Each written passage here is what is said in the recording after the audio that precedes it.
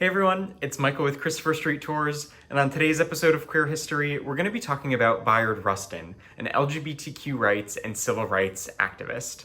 Rustin might be most popularly known as Dr. Martin Luther King Jr.'s chief advisor, but is often erased from history because he identified as an openly gay man. Bayard Rustin started his advocacy journey early in life.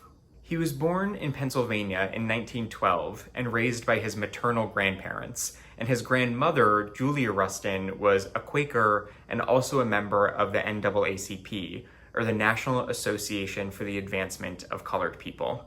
This upbringing largely contributed to Rustin's beliefs in nonviolence and racial justice. Later in life, Rustin claimed that the love and support from his grandmother led him to live a life without shame and without guilt in regards to his sexuality. One of Rustin's earliest causes was fighting against segregation in the U.S. Armed Forces during World War II. Around the same time, Rustin himself was arrested for refusing to appear before the draft board and was incarcerated between 1944 and 1946. During his time in jail, Rustin organized several sit-ins and protests specifically against racial segregation. Rustin was arrested on several occurrences, but most notably, another time was in 1953 when he pled guilty to sexual perversion and was arrested for lewd conduct for having sexual relations with another man. It's important to remember that at this time, LGBTQ folks were highly criminalized and convicted of any sort of LGBTQ relations. However, Bayard Rustin still lived his life as an openly gay man, even after being arrested for 60 days because of this occurrence. In 1955, Rustin began to advise Dr. Martin Luther King Jr., specifically on Gandhian tactics of nonviolence, and helped to organize and strategize what would eventually become the Montgomery bus boycott. A few years later, Rustin began to plan a march at the Democratic National Convention of 1960 with Dr. King and fellow civil rights activist A. Philip Randolph. This group was planning a protest in regards to the party's lackluster response on civil rights, which that year included John F. Kennedy and his running mate Lyndon B. Johnson.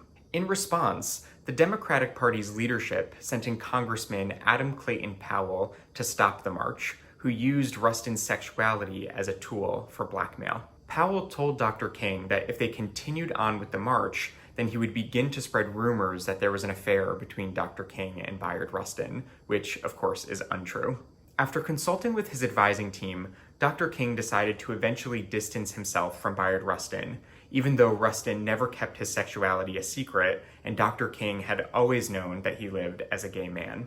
Rustin was also a key organizer in the March on Washington for Jobs and Freedom in 1963, where Dr. King delivered his famous "I Have a Dream" speech. The speech was delivered on the steps of the Lincoln Memorial to a crowd of over 200,000 people, and although Rustin was the key organizer to this march, he is often seen on the sidelines, next to Dr. King, but never really in the spotlight, largely because of the prejudices against his homosexuality.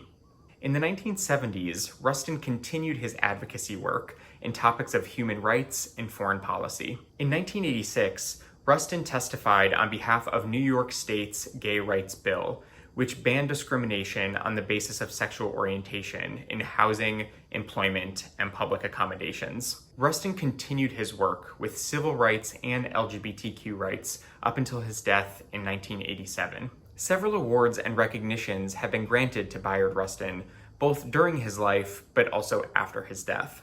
Many buildings and organizations carry his name, including schools, libraries, and advocacy organizations across the country. In 2002, Rustin was inducted to the Legacy Walk in Chicago, Illinois, which is an outdoor public space that celebrates LGBTQ history and LGBTQ people.